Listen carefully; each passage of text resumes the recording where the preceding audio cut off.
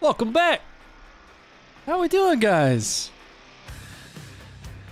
How we doing? Welcome back to the Funker News Network. I'm your host, Ronnie. I was on vacation last week, so first of all, I need a comms check from everybody out there. I need to know that there's not an echo. Let me know if there's still a sync issue. Let me know if the music's a little bit too loud. You guys know that we just moved to our brand new studio. We've only had 2 live streams in here, and then I decided to go away for a week. With the family. Everybody deserves a little bit of time to kick back, and we had a great time. So let me know if there's any audio issues. We're still working through those, but it's good to be here. It's good to be here, and we're going to start things off a little bit spicy. We're spicy today because we're going to play a little bit of Funker Fact Check. But before we do, I got a couple things that I want to go through. If you wouldn't mind just dropping a like for us, it's a big help. It's a free way to support the stream, to support the community. We are Funker530. Small team of vets just doing our best to show you footage and try to cut down the middle of the narrative wherever we can. But it's important for me to tell you this next piece because one of our very own, I'm going to kill the music for a second, one of our very own and one of our core team members is currently prepping, if not already headed. I honestly don't know what the timeline is, and they don't tell me for good reason, to head to Ukraine. We are putting boots on the ground in Ukraine with an organization known as the Global Surgical and Medical Support Group. We've supported them in the past. We are embedding with them directly. And you can check out the Global Surgical and Medical Support Group by just Googling GSMSG.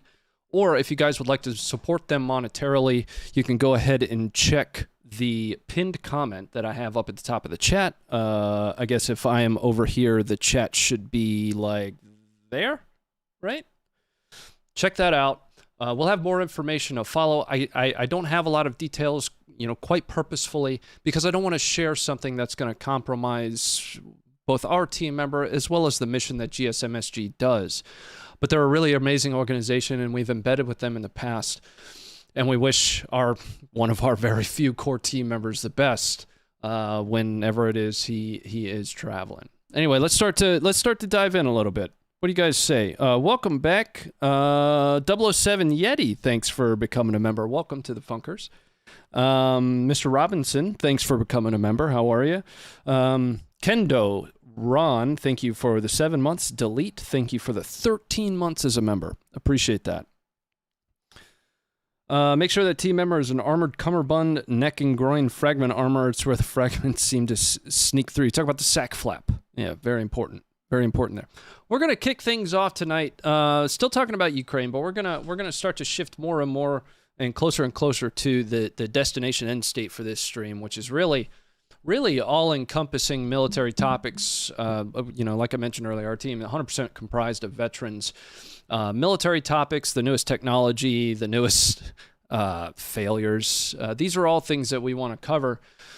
But obviously, a lot of the military news right now is going to be really heavily oriented towards Russia's invasion of Ukraine, and that's what we have our biggest topics on tonight. We're going to start with footage, and then we're going to shift back to a NATO topic. I'll cover that quickly, though. NATO increasing their reaction force, their ready force from 40,000 all the way up to 300,000. The question that I have of the night for you is, does that take us an inch closer to the next world war? And if it does, who pushes the world over that edge? That's the question to answer. If we are on the precipice of the next world war, who pushes the world over that ledge into the next world war? But let's talk about a shopping mall. Let's talk about Russian propaganda, and let's talk about how a false narrative can propagate. First, we're going to watch a piece of footage. Now, I'm going to give you a Google Earth shot here of exactly where we're going to watch footage. I'm going to break down a couple different key locations for you. Then we're going to watch another piece of footage, and we're going to come and bring it all the way back full circle. We're going to start here, bring it all the way around full circle. Here you go. Check this out. So, you guys have heard about the shopping mall that was hit, supposedly, with a Russian missile. It was supposedly hit with or shot from a Tu-22. I'm going to bring myself back up here. From a Tu-22. Now, there is a lot going around right now saying that that mall was not hit, that the fire that was started at the mall was because the plant immediately behind it was hit. I poured myself a drink for this. It's absolutely not the case. And I'm going to show you video evidence as to why. We're going to watch some footage that shows impacts around this area, this gazebo here, and that's going to be coming up for you guys full screen in just a minute. So let's jump into that for a moment. I got to remember where all my buttons are. While we're waiting for this video to come up, if you wouldn't mind, let me know where you're chiming in from. Chow Wayne, thank you for becoming a Beast member. Appreciate that. It's coming up for you guys here in just a moment.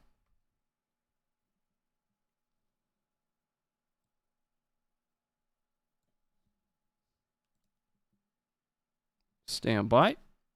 I'm going to give you full screen. You have to kind of experience this. Here you go.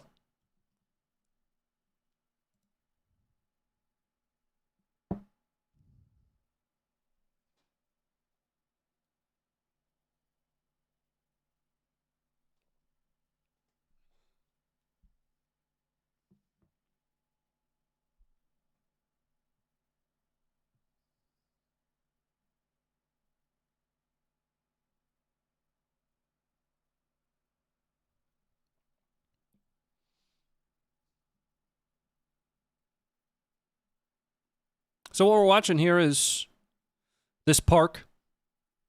You know, the vibes that I get from this is like Central Park, maybe even Monument area in D.C. I spent a lot of time in D.C. Kids walking around. This is now, if you're not familiar with geography, this is generally speaking in central Ukraine. Even south of Kiev. I want to say it's, a couple 100 kilometers south of Kiev.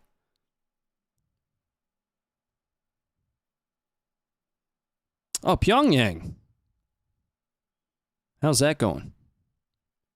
Wag Bag, thanks for hitting the member button. Burn Bomb, thank you for the $2.99. Eagle Spurch, thank you for the $5.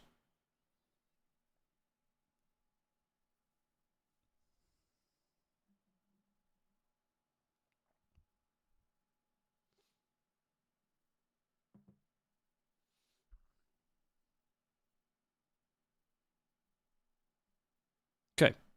So that about closes out that footage, right? Now, after that footage, started to propagate and make its way around the internet. Most people have seen the cell phone footage that just shows the shopping mall. It's actually a relatively small shopping mall on fire and people rushing in.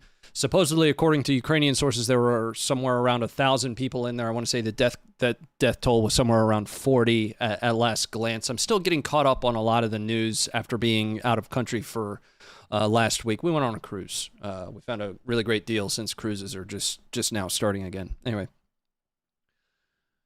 So after this footage started propagating, which of course doesn't show an impact, we noticed a narrative developing that the strike actually impacted this plant immediately behind the shopping mall. Now, the narrative that went along with this was essentially that this plant was being used to store Western munitions. It was which then would make it a military target, and that's what was struck. And the fire that took place here was a result of those Western munitions catching fire. I'd like to point out a very specific spot here. This spot. I'd like you to kind of commit this spot to your memory for a moment. Okay? We've got a crane here. We've got a bunch of blue things. We're gonna play our best squint, geo analyst. Now I'm gonna give you a video, and we're gonna bring this back full circle.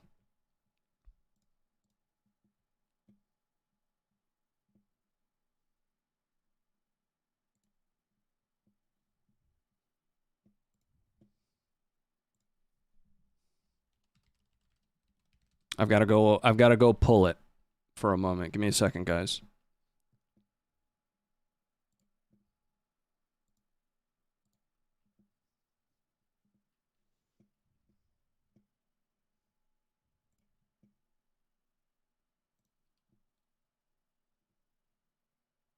Got it.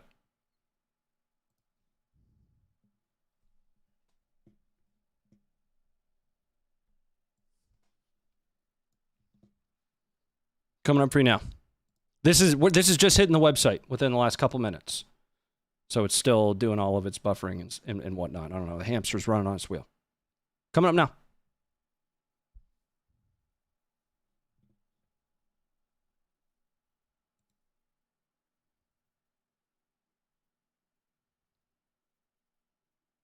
Now, let's note a couple things here.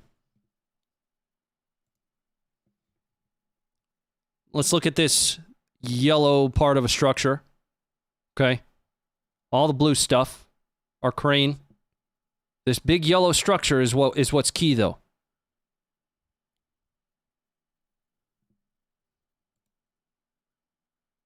That is a massive munition. And this is irrefutable proof that Russia has struck a shopping mall.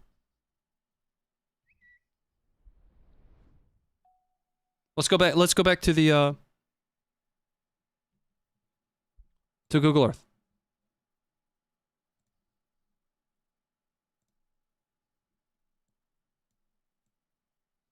Here's the shopping mall again.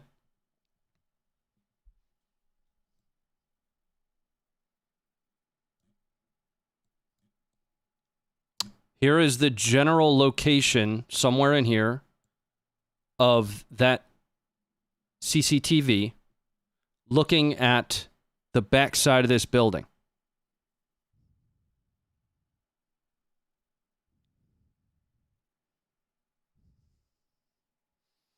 Yeah, there's a lot that we don't know about the total amount of people. Again, that's why I said, according to Ukrainian sources, it had 1,000 people in it. Right. I can't validate that. What we can validate based on the video that we have available is that the munitions struck the mall. That is irrefutable at this point, based on what we've seen. What we don't know is, of course, without being there, without really understanding. There was also a narrative that the mall had been closed since March. But that was refuted by, somebody's vlog channel who had vlogged at this shopping mall like the day prior to the attack, and it's a bustling mall. There's a lot that, of course, we can't debunk, but the rocket hit the mall. Let's move on.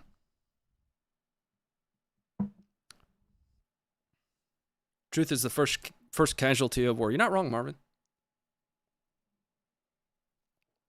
The next thing, we're going to cover quite a bit of Foreign Legion, International Legion footage. I think, and you guys can help me out with this, all over, the Wikipedia for the Foreign Legion, other sources call it the International Legion, but early designations for it were the Foreign Legion. I'm going to kind of rely on you a little bit here. You guys are, eyes and ears out and around for us. Is there one that's more official from a designation perspective? Because I do know that they are referring to the same thing, and I want to say that Ukraine has started referring to it as the International Legion. But Foreign Legion is what we were seeing, excuse me, for a little while. But we're going to see quite a bit of footage from that. I actually reached out to the individual that published this footage, hoping to just have a chance to talk with him. So if you guys happen to, run across a conversation, drop a name. We'd love to get his story and we'd love to talk with him. But let's pull up the next piece of footage. We're gonna see an International Legion footage coming from a former Marine. And something also to keep in mind is I've been gone for a week, so there might be stuff that you guys have seen on other channels, but we haven't yet covered it here. So I'm about a week behind the news curve. We've got some more current stuff like we just discussed, but a lot of this stuff will have been released, 72 hours plus from now, or ago, I should say. So this is from a former Marine, now Ukraine Foreign Legion, and we're going to watch some of the most intense helmet cam footage that, at least I'm going to steal Josh's words here, we've ever seen. We haven't seen stuff, especially with Western trained and equipped forces like this, really ever. Now, there is a sad ending to this, which I'll get to when we get there, but here's the footage for you.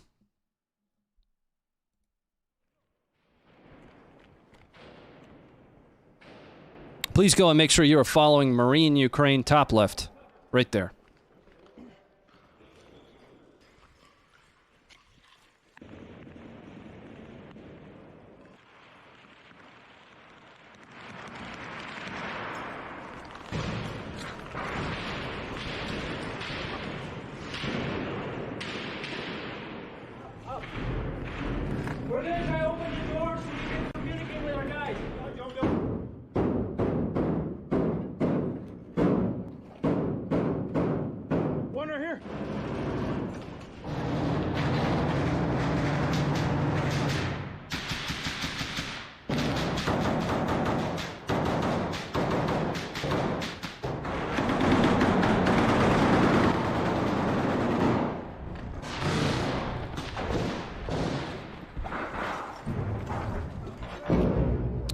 Yep, tracking that, Christian.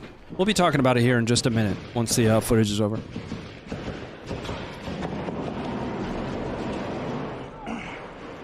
This will lead us into our next talking point.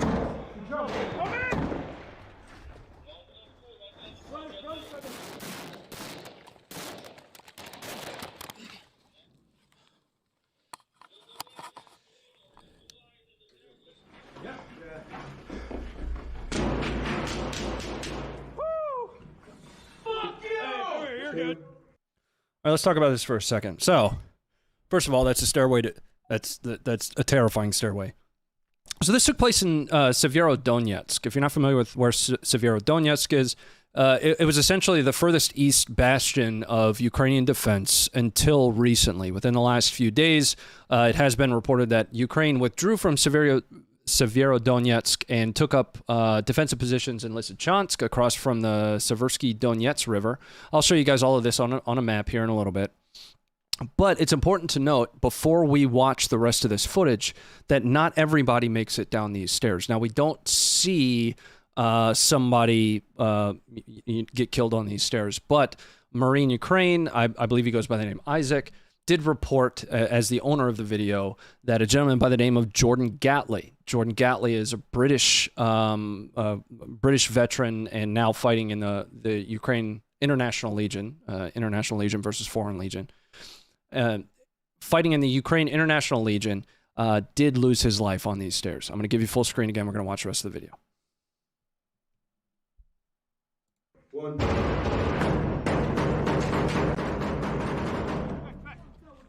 Woo! Dude, that was right behind you. Down. Give me some cover fire.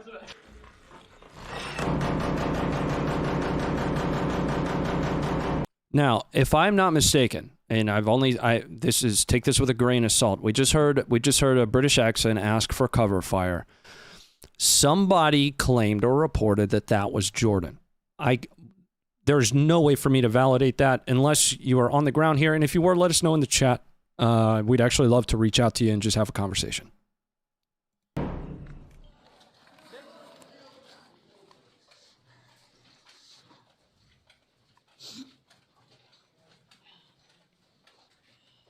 Ron, you should do these videos sooner. I was on vacation last week, brother. We're just recovering some important key things that, I haven't had a chance to just yet.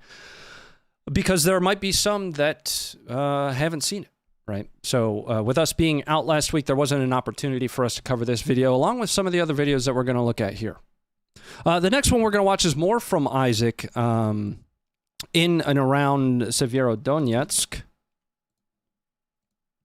We're going to focus quite heavily on foreign fighter footage, on Foreign Legion or International Legion footage today. I didn't see that video. Well, I'm pleased that you've had an opportunity to now.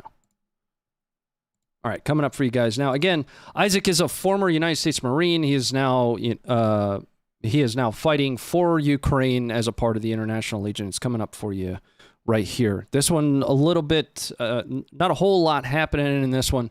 But again, I want to make sure we're showing as much of this International Legion footage as we can. Coming up for you full screen.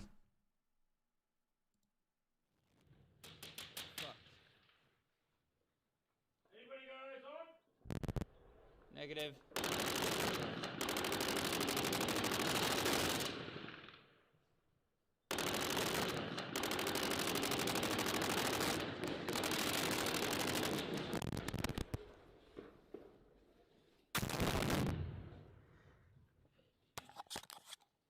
Do you have your iPro on?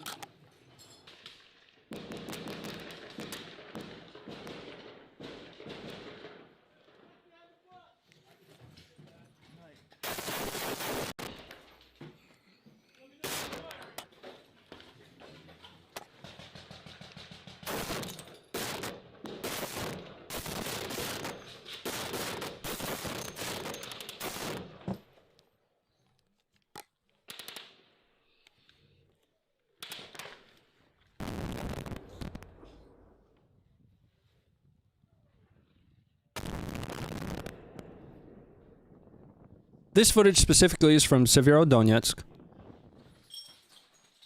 A lot lately that Isaac... Let me turn this down. It's loud in my ear. I can't hear myself think. A lot lately that Isaac has been posting has been very heavy Donbass in the east. I'm gonna show you guys a campaign map here in just a little bit.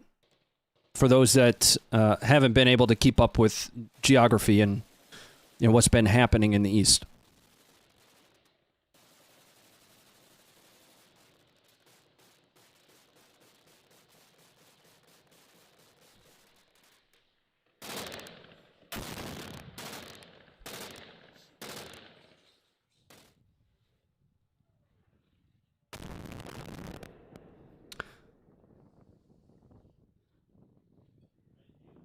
We'll be going over that one in just a little bit, Zachary. Yep.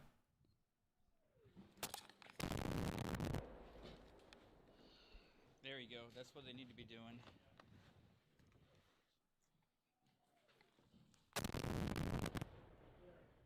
Nice.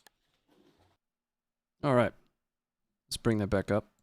Now let's take a look at a campaign map. And I'm a big fan of the Institute for the Study of War. I like that they source their material. Their analysis is good. They have the time to dedicate against really just looking at this single problem set. I'm going to give you guys a link to this too, don't worry. Here's the map that we're about to be taking a look at. We're going to talk a little bit about Severodonetsk and the fight that was. Coming up for you now. I'm going to put myself on the right side. So, just looking at top to bottom here. In the far east, over here near Donbass, You've got Severodonetsk. Like I mentioned, this was kind of the last bastion, or the furthest east bastion of Ukrainian defense. Slide that more into view here. You know what? Let's put me on the bottom. Yeah. So this was the last eastern bastion of Ukrainian defense for quite some time. I actually went to do an edited video that talked a lot about the progression of the Battle of Severodonetsk. I shifted that edit onto a different topic. We're going to be covering something else with it. But basically, the assault on Severodonetsk started, if I'm not mistaken, and I recall it was just yesterday, but sometimes I even forget like what I had for lunch. ADHD, it's tough. Around April 29th, I want to say. And then by May 31st, the real full assault had taken place. Now, this river that we have here, which is essentially a geographical boundary of Russia's east-northeast forward line of troops, is the Seversky Donets. I think I'm pronouncing that well. If you guys recall the Seversky Donets, there was a major story that broke, I don't know, at this point every day seems like the same, just a month and a half ago, of a really botched Russian crossing. This is the same river. It's actually the fourth largest river in Ukraine.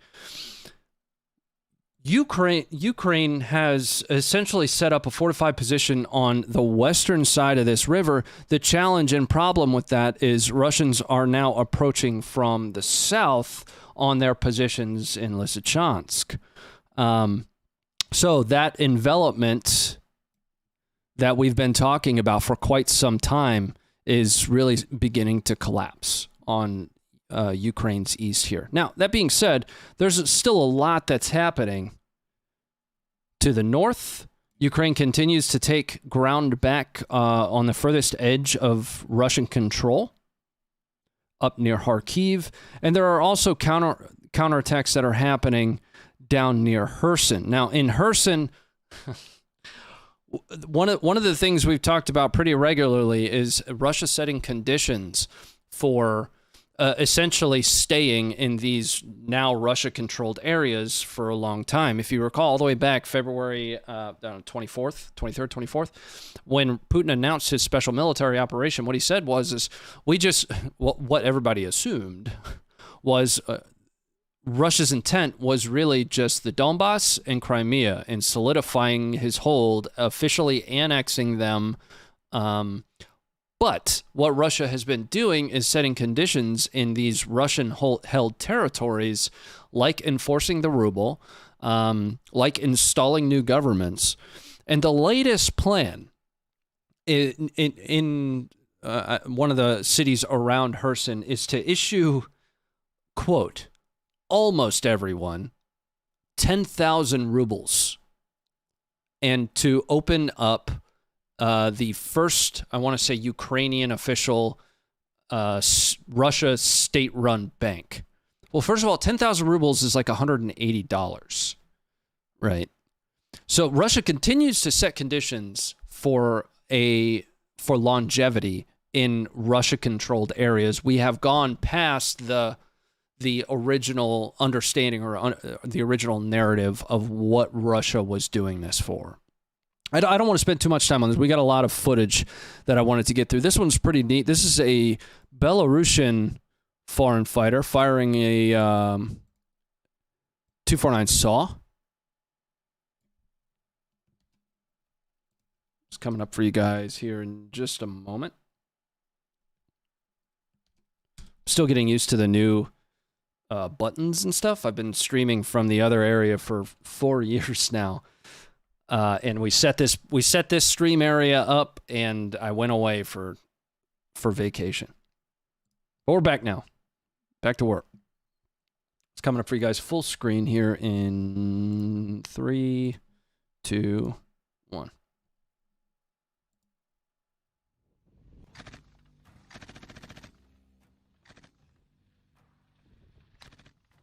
We might have a little bit of copyright music on the back end here.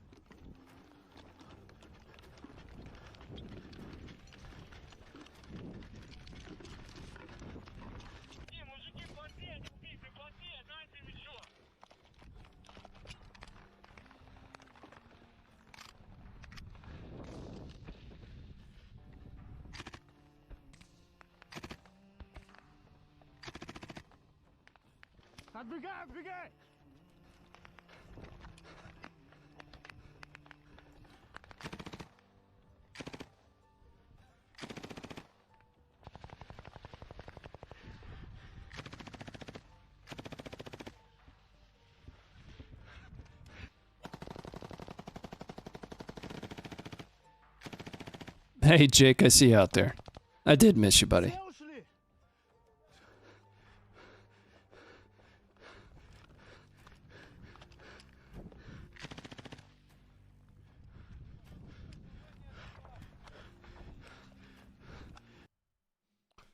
All right.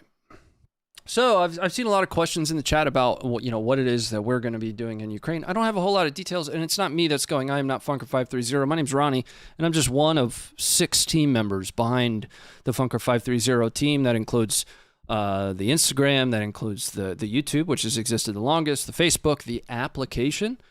One of our core members, though, is headed to Ukraine. I don't have a lot of details about when. They're purposefully and rightfully so keeping me, generally speaking, in the dark on that. Until I have more information, I'll let you guys know, or I will let you guys know when I do have more information. But we're not going to fight, and we're not really even going for another reason outside of just being eyes and ears on the ground for Funker530 and support the Global Surgical and Medical Support Group. Now, if you're not familiar with the Global Surgical and Medical Support Group, there is a pinned link that you can donate to them, but that's, of course, after you're going to go and do your research. GSMSG, they do a lot of really amazing work, and we have embedded with them in the past in other areas of the globe where there is conflict, ongoing conflict. Again, we cover all areas, not just Ukraine. We've been around over a decade doing this. One of our core team members will be headed to Ukraine. So I just wanted to kind of update you guys on that. All right, let's jump into the next piece of footage we've got here. We've got some more International Legion engaging Russian armor with a javelin. I told you we were going to have a lot of International Legion footage to start. A lot more has been getting published lately. So it might seem like I have a bias for more of this International Legion footage, but it's really just what I found to be the most interesting as I was combing through all the stuff from our writing team over the last week. That's coming up for you guys full screen here in just a moment. In 3, 2, 1.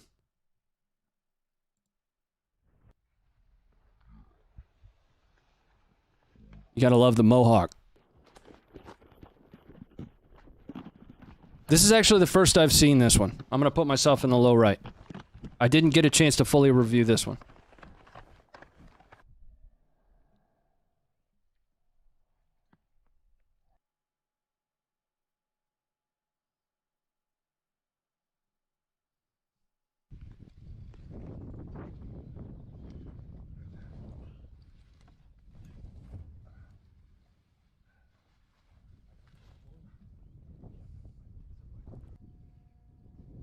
This SOF, some of them may be former SOF, but this is the International Legion.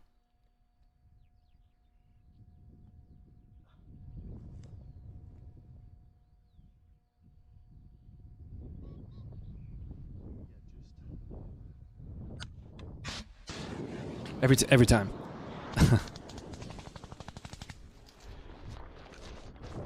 every time a javelin launches, the initial pop and fall, I think it failed. I've seen thousands of javelin launches at this point in footage. I've seen one in real life. But every time, it never fails. You know, it'll ignite, jump out, begin to fall, and I'm like, oh. I don't know. All right, let's jump into the next one here. Mr. Ben Grant. Okay. Let's take this is some more Severodonetsk footage. And it's from Ben Grant. So if you're not familiar with who Ben Grant is, I believe his last name's Grant. He's a British volunteer whose mother is actually a member of British Parliament. And if I'm not mistaken, she's actually received a lot of flack for this. Russia has essentially put a bounty on Ben Grant's head because, he is fighting and engaged the enemy and killed the enemy. So Russia said, that's bad. We're now gonna put a bounty on your head and we're gonna kill you. Well, that's typically what happens when two armies are fighting each other. Is one kills the other kills the. Anyway, this footage is coming up for you guys right now. I'm gonna give you full screen for it. What's up, Baby Skin? I didn't want to read your whole name out there. I'll do it anyway. Baby Skin Condom. There we go. Coming up.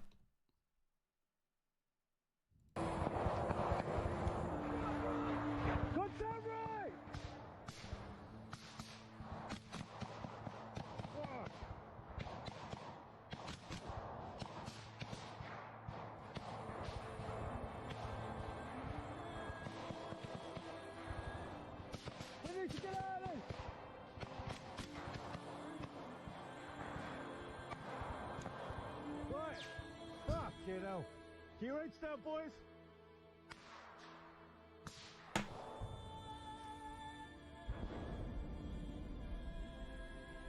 Right. We need to push back down to where our friendlies are down there, okay? We're gonna have crossfire otherwise. Yep, got you covered. Still working out the finer details on audio. Move down the hill!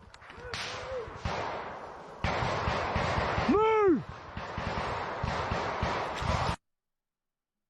And then they go to move, and the video ends. All right, let's jump into the next one. Okay, so there's a video that made the rounds. I'm not going to show it here because everybody's seen it of a Russian S-300 failure. Essentially, the S-300 is firing presumably all four tubes. Two of them seem to fly straight. According to the smoke trails, one of them has a weird smoke trail, and then we see the last one being fired, and it comes up, and the way the video is angled, looks like it turns right back around and comes back at the point of origin, or the launch area. I'm actually doing a video breakdown on that one, but it's more likely that what we're seeing is kind of one of these in just the angle of the video. But it's important to realize, while it's comical, that this happens to Ukraine as well. So there was a similar failure of Ukraine's missile systems. Oh no, this is the mortar failure. Yeah, this is the mortar failure. I'll bring up the Ukraine missile one in a little bit.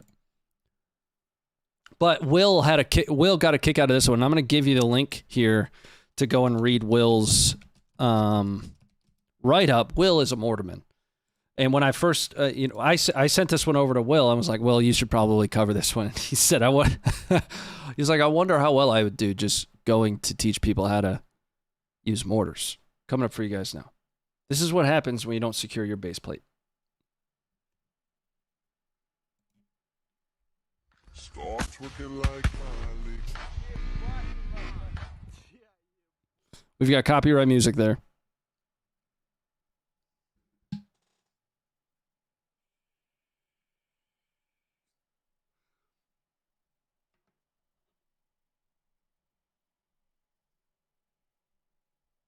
All right, let's bring it back up. We don't have. I didn't pull out a non-Ukraine section to cover because, and I want to rehash this question that we talked about earlier because I wanted to start focusing a little, at least a portion of this, talking about broader security issues rather than just footage. Again, the original design of this live show wasn't necessarily to be a Ukraine show. Right, Funker530 we cover every conflict. We are critical of every conflict as much as we can be, of course. That we've been around over a decade, just documenting combat footage. But one of the reasons that we originally had a design to start this show was to really begin to cover at least our team's take on security issues as a community. It says Funker530 veteran community. So. A couple things I wanted to, I talked about early in the stream, not including our team member that's headed to Ukraine right now. NATO, for those that, first of all, for those that aren't familiar with what NATO is, NATO was originally brought to bear to counter Russian proliferation, right? it was original design. I want to say 1959, something along those lines. That was what NATO was created for. We have a lot of very informed community members that I just did not drop a bombshell on, but that's what it's there for. At the most recent NATO summit, NATO Secretary-General Jans Stoltenberg announced that the what essentially amounts to the quick reaction force for NATO was changing fundamentally more than it had changed since the Cold War. They're going from 40,000 troops on standby. Now, that on standby is myriad things. It's a true quick reaction force. It includes an additional force that can then follow on. But they're increasing from 40,000 troops to 300,000. And the way that works is that's not all comprised of one country. Any country in NATO can be tapped to support that for a 12-month period. In addition to that, President Biden, U.S. President Biden, announced extensions for the troops that are in Poland, as well as, in this one with a grain of salt, the additions of more U.S. troops in Poland. My question for you is twofold, and I'd love to get your comments about this, whether you're watching here or you're watching after the live stream. Is this another step closer, or does it deter from officially crossing that boundary from a Russian invasion in Ukraine to global war? And if it is that step further, if you do believe that, who pushes the world over the edge? That's a difficult question for me. I don't have a take on that, and I am genuinely interested to read the comments. Take a look at that. Think about it. Let's jump into the next bit of footage we've got here. We're moving into footage section 3, which is actually probably going to close us out. We're gonna be closed out right on time here today. The next one we've got is a strike into Russia, loitering munition at an oil refinery. Now, I have this one listed towards the end of the content I wanted to cover tonight so that we can circle back and talk a little bit about the shopping mall. There are a lot of people that are saying that this shopping mall, it was a response to the oil refinery attack, specifically this. I'm not going to give you a take on that. I don't think I need to. I wanted to give you that context. Coming up for you guys here in just a moment.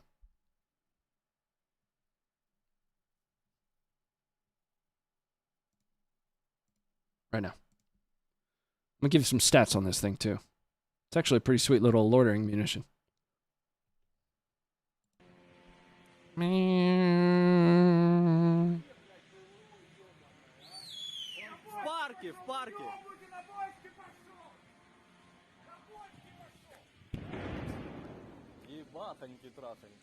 Now, what you're looking at is either the PD-1 or the PD-2.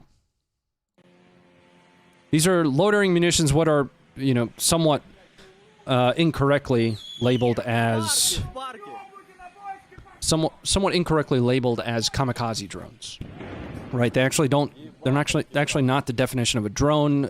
From a politics standpoint, it actually causes problems calling them that from a policy perspective, I should say, because certain things are barred from being sent to Ukraine that aren't.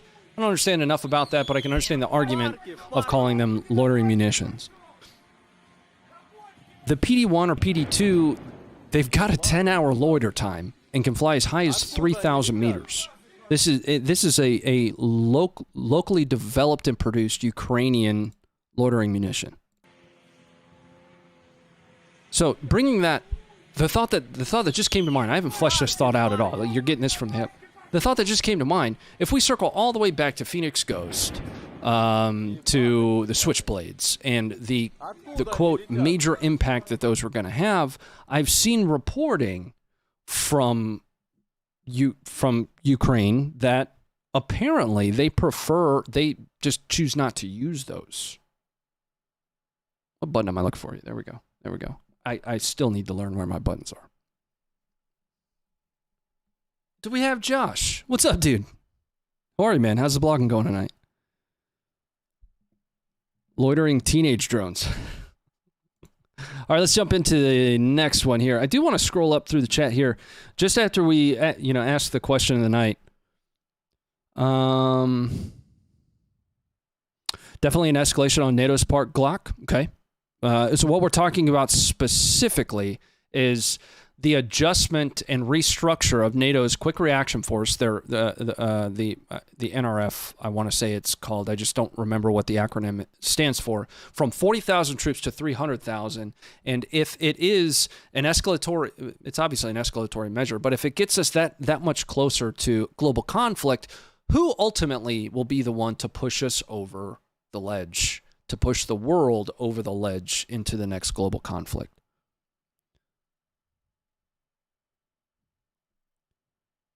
You came late. Better late than never, Ember.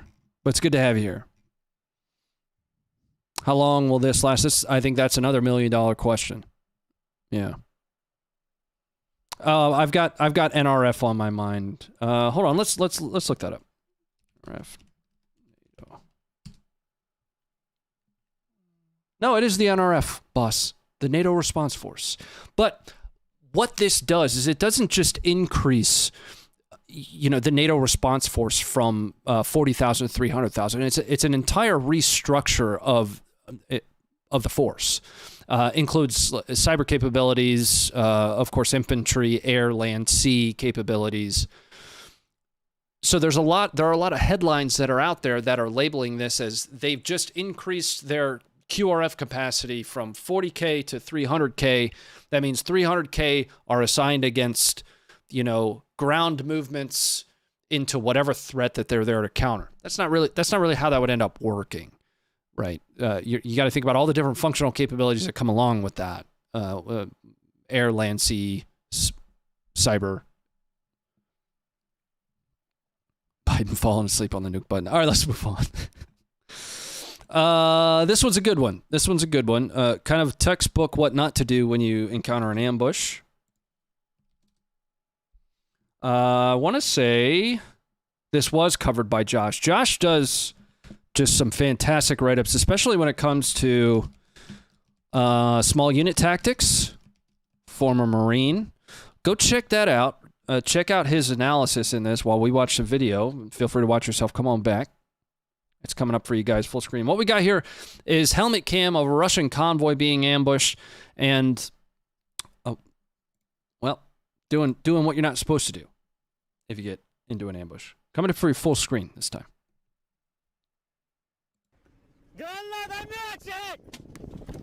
Start!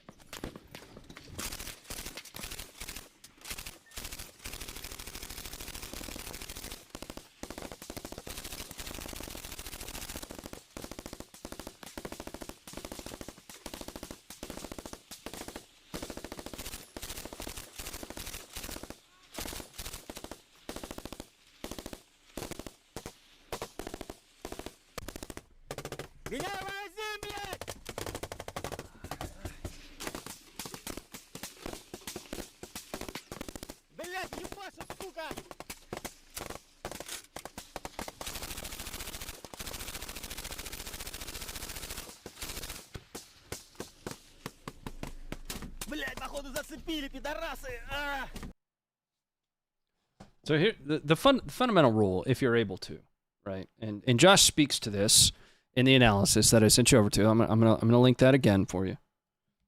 Is to drive out of the kill zone, right? Is to push, right? You take contact, you push through the kill zone. That's the exact opposite of what these guys just did. But Josh's analysis does a much better job of explaining that from, combat arms guy. I'm an intel guy. I'm an intel weenie. It's all good. We've all got jobs. But go check out Josh's analysis on that. It's really good. He helps you understand why that was a bad idea.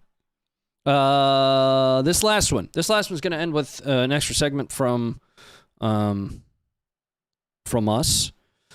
Is the footage the first confirmed footage? And this dropped a little while ago. Again, just to rehash, I was out all last week. So there's going to be things that we're covering tonight that have already been covered elsewhere on other channels. We haven't yet covered them here because I was on vacation with my kids. I was kicking back by the pool with my yacht hat, drinking bourbon last week, not watching combat footage. So a lot of this stuff is a little bit stale at this point in the information space, but it's the first time we're covering it here. We've got the first footage of, official at least, of the HIMARS being used. And it looks like I might have skipped over one. I'm going to have to go find it. But this was going to lead us into a couple other things, specifically some footage of Snake Island. This is coming up for you guys full screen here.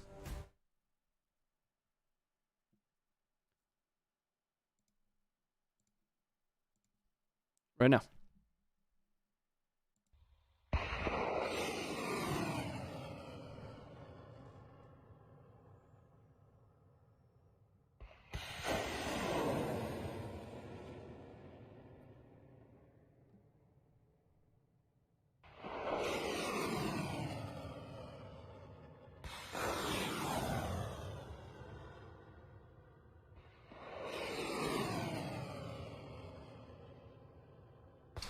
Slick Nick, we're going to cover that again. Don't worry. I'll be hitting that one more time.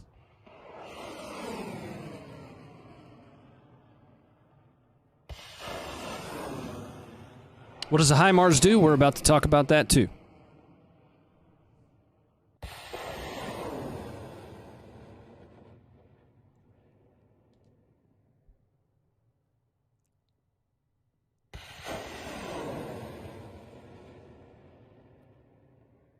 Marvin, thank you for the $2. Caper, thank you for the $3.91.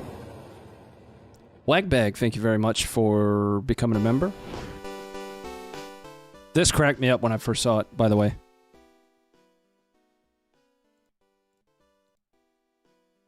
Anyway, all right. For those that aren't familiar with the website, this is where I'm grabbing all of this stuff from. You guys are always welcome to just check the website.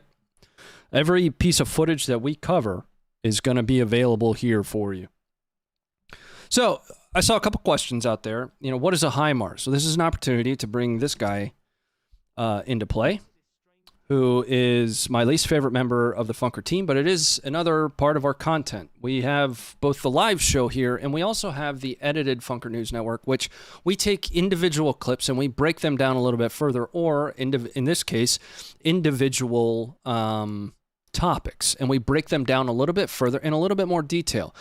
I would say on average, each of our Funker News Network episodes takes something like 3 to 5 minutes. So we're going to take a look at one of these for those that aren't familiar with the HIMARS, and hopefully you'll end up more informed on the end of it.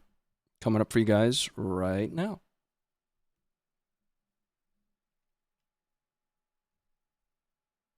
HIMARS. Recent news of a $700 million aid package to Ukraine has shed light on one of the newest weapon systems to be sent to Ukraine, the HIMARS. Now, what's a HIMARS? In this video, we're going to break down some of the key considerations for you about the HIMARS and its potential impact on Russia's invasion of Ukraine. The HIMARS, or High Mobility Artillery Rocket System, is a self-propelled multiple launch rocket system initially fielded by the United States military in the 90s. There are a total of about 540 that were produced, and the US military has a stockpile of around 100 that they would theoretically be able to provide without impacting US military line units. The US has agreed to initially provide 4 HIMARS to Ukraine and monitor how they're used before committing more systems. Now, the HIMARS is a vastly superior weapons system when compared alongside Russia's aging but closely comparable BM-27 Uragan and BM-30 Smerch, largely due to technology and loading and precision. First up, range and accuracy. The HIMARS is technically able to reach over 300 kilometers when equipped with the Army Tactical Missile System, though the US has stated that the Army Tactical Missile System would not be provided. That leaves the most likely armament for HIMARS as the M30A1, M31, and M31A1, which will limit the HIMARS range to around 70 kilometers. Regardless of the limiter, a 70-kilometer range is a major increase in capability, especially when you add into consideration the mobility of the platform. The accuracy of the platform in comparison to the Russian Uragan and Smerch is where the system really shines. The circular error probable of the Uragan and Smerch is somewhere around the 160 to 170 meter range, which is a large reason that Russia typically uses cluster munitions to engage and blanket an area in fires. The circular error probable of a HIMARS is 5 meters. CEP means that out of all rounds fired by the HIMARS, at least 50% of the munitions will fall inside of a 5-meter circle on the target. Mobility. HIMARS is a wheeled system capable of shooting and scooting inside of minutes that you can count on your hands. This is possible due to a few different factors. The HIMARS is loaded with an onboard crane system with pods that include 6 missiles each rather than individual missiles. But it's more than likely that the HIMARS is going to engage with a fire mission and unask its location without having to reload while in the field. It's also pertinent to note from both a mobility and a speed perspective that HIMARS uses a screen and keyboard to enter its coordinates rather than the optical sights for the Oregon and Smerch that Russia fields. Let's talk about its armament. Armament for the HIMARS that's likely to be sent to Ukraine can include the M30A1, which is a GPS-guided artillery rocket containing over 180,000 tungsten steel BB-sized balls. Once it's fired, the M30A1 is guided to its target and turns into a giant evil shotgun, peppering everything in its target radius with hell rain. If fired in a full volley of 6 artillery rockets, that amounts to over 1 million tiny steel balls. Other more traditional rounds likely to make an impact in Ukraine are the M31 and M31A1 guided artillery rockets. The M31 has around 200 pounds of high explosives, and this is in comparison to the example of a 155 shell fired from an American M777, of which we provided over 100, which has 18 pounds of high explosives. The M31A1 is just an evolved version of the M31 with increased reliability. Now let's talk about the vulnerability of the HIMARS. Ukraine's use of the 4 HIMARS it's being sent will be monitored by the US, likely to ensure that they're operating within the boundaries of the United States agreement, which includes not striking into Russia with US systems, as well as generally speaking protecting the system from capture. Because of the range of the system and its armament, it won't be as close to the front line as you might think. Now that still leaves the system vulnerable to air. Ukraine will have to employ increased anti-air capabilities to protect the HIMARS while it's both awaiting mission and immediately following a mission. Russia will attempt at all costs to destroy the HIMARS simply due to the capability increases across the board. Russia is also going to attempt to destroy the HIMARS from a propaganda perspective to show that Russia can counter US weapon systems. What are your thoughts on the delivery of the HIMARS to Ukraine? It's definitely a capability increase, but is it enough to put Russia further on the back foot? Let us know in the comments. Now that's it for this episode. Hit the like, sub, bell, and stay informed. All right, that's our chance to plug the edited content. That actually existed long before the live show ever did. And that actually has led to some pretty amazing things for our team. A lot of that stuff we'll have to wait to announce for a little while, but it's going to lead me to what I wanted to discuss next. I got to go and grab this video, though, because for some reason I forgot to update my notes with it. Here it is. Long-range precision artillery hitting Snake Island. Okay, so if you recall the story of Snake Island, there originally were thought to be 13, but found out later there were 19 Ukrainian soldiers that were taken captive, originally thought to have died on Snake Island. Russia then took that island. Ukraine has tried to assault it before, took a bunch of casualties doing that. But they've essentially turned it into a major kill box. Now, Russia wants to continue to hold Zamini Island, which is, I think that's how you pronounce it, but that's how it's at least spelled. Because it essentially extends their defensive capabilities all the way out into the sea. We're going to watch this, and I'm going to give you some of the rumor mill that's going around. We're going to play a little bit of Funker Fact Check again, or Funker Debunk. Yeah, that's the one. Coming up for you guys here in just a moment. Vicky, thank you for the 50th. Appreciate that. Greetings from Poland. Roger, thank you for the 233. Coming up now. Full screen. We've got copyrighted music. I'm going to have to leave that off. Now, there's a lot of discussion that this actually could have been the HIMARS. That's actually very unlikely, given what we all just learned. Unless one thing, which we'll talk about in a moment.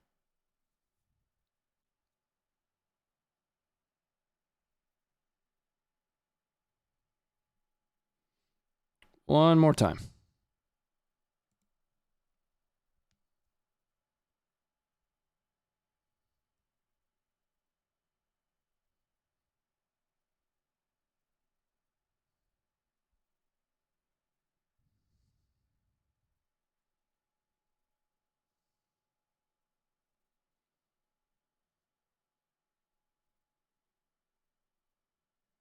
Okay. Let's bring it back up. Full camera here. And let's go back to Google Earth. And then let's also do HIMARS maximum range, not for the Army tactical missile system. So a lot of people were saying, oh, that's the HIMARS. The HIMARS is doing that. We're going to measure some distances here.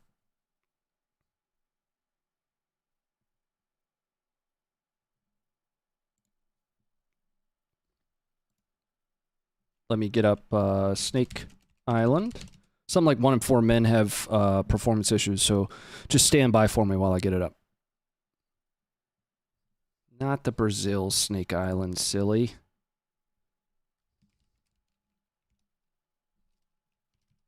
Just use Zimini Island. Coming up for you guys here right now. I love this thing that Google Earth does. I love it. So that's Snake Island for you. Okay. Known as Serpent Island or Zimini Island. Let's draw some distance. It's important to note, though, that the stated, give me true north, the stated range of the HIMARS is, what was it, 70 kilometers for M31A1? Now, the nearest likely distance for that would be somewhere in this area here. According to official range, so we're at 60 kilometers. We're starting to get to 70 kilometers. We're definitely in range here.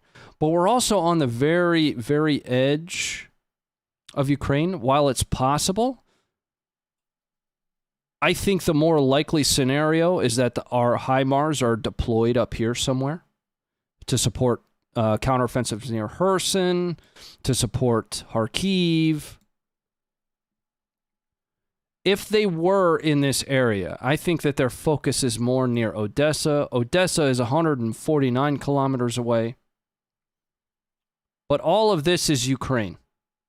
Technically, this entire area here is Ukrainian territory. All within range of the HIMARS. All the way out to there. Now, that's the stated distance. Okay? Something important to note is that's the unclassified distance that the HIMARS is capable of reaching. And we shouldn't say the HIMARS. This is true in just about every weapon system with a barrel. Your distance, I shouldn't say with a barrel. Nearly every weapon system that uses rockets, the distance is going to be more dependent upon the specific munition. So, for example, the Army Tactical Missile System goes infinitely further than M31A1 or M30A1. But the stated unclassified range is right there. Definitely inside of range for the HIMARS. You have to wonder whether or not out of 4 total HIMARS that Ukraine has in their hands, there are an additional 4 being sent as a part of Lend-Lease that they won't get until sometime in July. You have to wonder if out of the 4 HIMARS that Ukraine has in hand, would that be what they use it for? I don't think I would. I mean, from a direct threat perspective, let's go back to Institute for the Study of War. From a threat perspective, I would say Kherson, Kharkiv, defense of Kiev, and the eastern salient is where I would put that stuff. What do you guys think?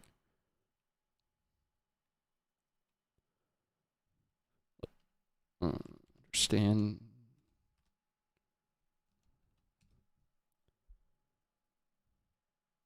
I love this map from ISW. This is a map we're about to look at again. Institute for the Study of War. So let's pull this back up. Put myself in the low right. So just to rehash, all of that, here is Snake Island, out here. All of this is Ukraine. Borders and boundaries are difficult to see on Google Maps. But all of this is Ukraine. So while technically the HIMARS is in range here-ish, right, at its maximum, they only have 4. Now, I want to say Great Britain, somebody else is also providing M270 MLRS, a multiple launch rocket system, which in and of itself isn't that much significantly different, but dependent upon the version of MLRS, I want to say the M270A2 is the one that would really start to change things just based on its capabilities. So there are 6 of those that are making their way, similar type of design, but it's a tracked system versus the HIMARS wheeled system. The use for those needs to be here. They've only got 4 of them right now. They're getting an additional 4 with, like, what was it, a $650 million aid package that's headed.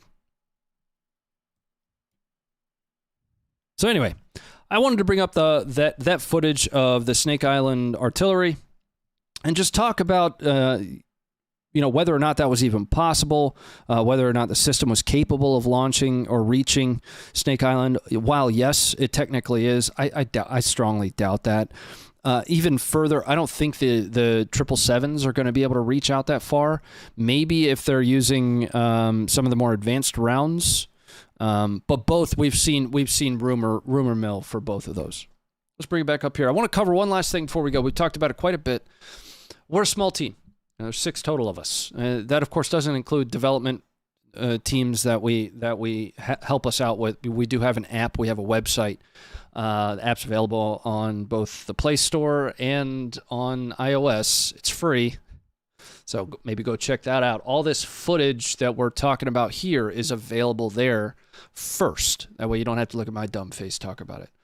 But we're a small core team, and one of us is headed over to Ukraine. Now, I don't have details on when that's happening, but I can tell you that we are embedding with the Global and Surgical Medical Support Group. Global Surgical and Medical Support Group, excuse me.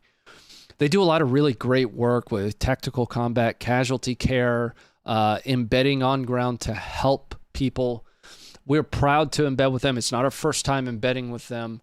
If you guys would like to support them, there's a link up above. Right here-ish, right? There's a link there in the pinned comment. Or you could just Google GSMSG, head on over there, do your research on this organization. There are a lot of great dudes, a lot of great people, I should say. And I'm looking forward to hearing from our team member whenever it is he gets on ground. I don't have a whole lot of details purposefully. For obvious, operation security reasons, none of us know a whole lot outside of that team member, but we are a small team, so seeing even one of us go over there has got us all worried but excited, because that does mean that Funker530 is going to have our own eyes on ground in Ukraine. I don't yet have details of where we will be, but you guys will know once we do have more details. You don't see it? All right, I'll give you a link. Stand by. Clicking that. Now, this is going to be the link to support GSMSG. And I'll give you a link to their website.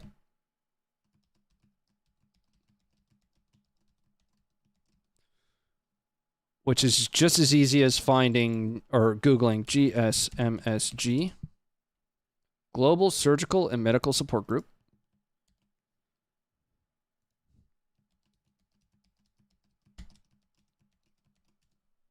All right. That's going to be it for us tonight. I'm off the rest of the evening. I'm going to kick back on the couch, maybe pour myself another bourbon, watch a movie. But we'll see you guys tomorrow over on the gaming channel, !Ronnie Fit. If you would like to come over there and join us, where we're raising money every night for veterans. We've done $36,000 for veterans. We buy a PC every month. Send that off to stackup.org. We'd love to have you. Feel free to swing by. So unless we don't see you over there tomorrow, we'll be back here on Thursday, 6 o'clock Eastern Standard, with some more footage, some more fun, and good conversation. Stay informed.